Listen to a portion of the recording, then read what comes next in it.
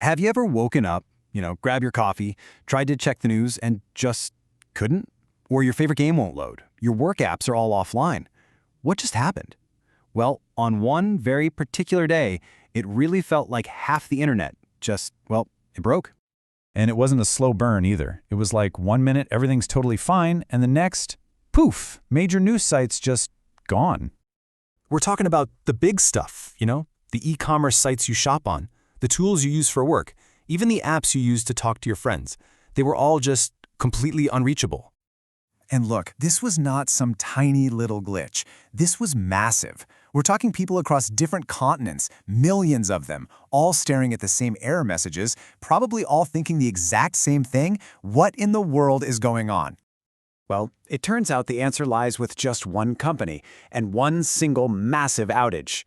So today, we're going to dig into it. We're going to break down what happened on the day the web pretty much stood still, the anatomy of the big Cloudflare outage. All right, Section 1, the day the web broke. So what on earth caused this huge global mess?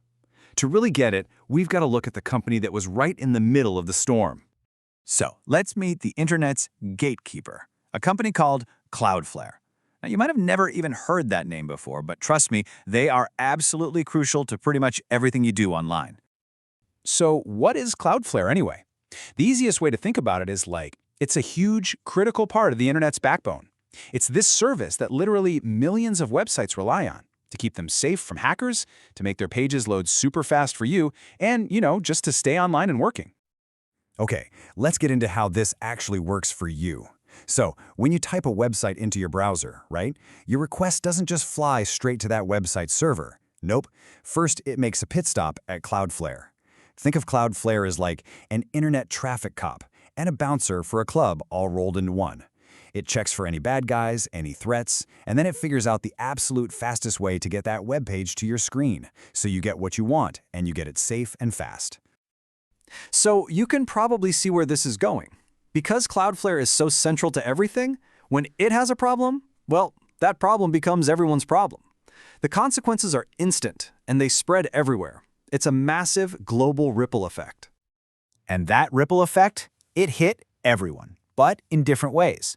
For businesses, downtime is a nightmare. It means lost money, for sure, but also damage to their reputation. I mean, customers get frustrated. And for you, for us, it meant we couldn't get the news, our games wouldn't load. It was this really sudden, kind of jarring reminder of just how much we rely on all this hidden plumbing of the internet.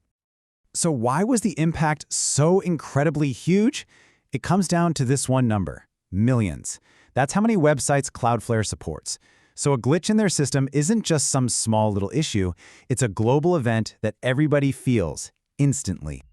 Okay, so this whole thing brings up a much bigger question, doesn't it? How can a company that's known for being super reliable just fail like that? Well, this outage, it kind of shows us a fundamental crack in our whole digital world. Here's the thing. Even with the biggest tech giants, no system is ever 100% perfect. Something like this can be kicked off by a simple technical glitch on a server, or maybe a software update that had a hidden bug, or even just a totally unexpected flood of traffic that overwhelms everything. The point is, the smallest little mistake can have these absolutely enormous consequences. And you can bet this event got people talking. It immediately kicked off this huge debate about how the internet is even built.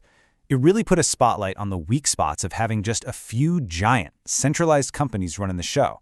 Because think about it, when one of them stumbles, a massive piece of the internet just goes dark right along with it. It really forced this super important conversation about, hey, maybe we need to build a stronger, more resilient internet. Maybe one that's a little less centralized. All right, so what can we learn when something like this happens? What are the big lessons? Well, one of the biggest is all about communication. Right in the middle of all that chaos, Cloudflare actually got a lot of praise for being super transparent. They were constantly putting out status updates, explaining what they were doing to fix things, and in a crisis like that, that kind of honesty is absolutely key.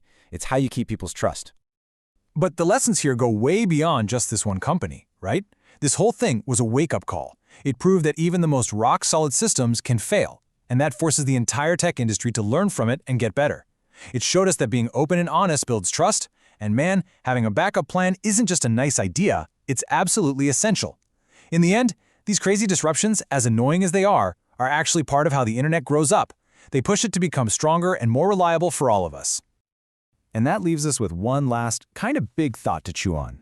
After seeing just how fast a single point of failure can bring so much to a grinding halt, you gotta ask, right? Just how fragile is this whole digital world we've built for ourselves? Is it all just a high-tech house of cards waiting for a breeze? Definitely something to think about.